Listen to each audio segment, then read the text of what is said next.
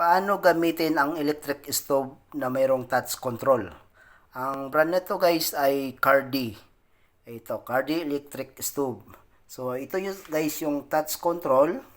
Ayan guys, oh. Tapos ito yung kabuuan ng electric stove. Ayan, apat na cooktop siya, oh. Oh.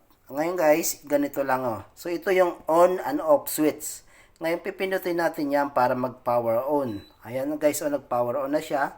Ngayon, pipili tayo kung alin ang gagamitin nating cooktop. Ayan.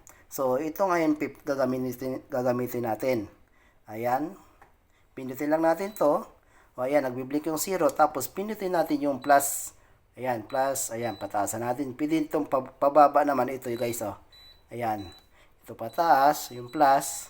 So, ngayon guys, pili natin siyang iset ng timer para automatic siyang mamamatay.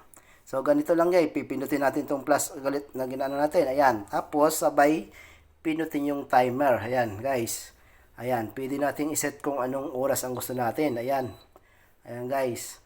So, ganun. Kung gusto natin gumamit ng iba pang cooktop para sabay-sabay makapagluto, ganun lang din ang gagawin natin. Pipindutin lang natin yung plus. Okay, guys. So, please subscribe to my channel. Thank you for watching. Bye-bye!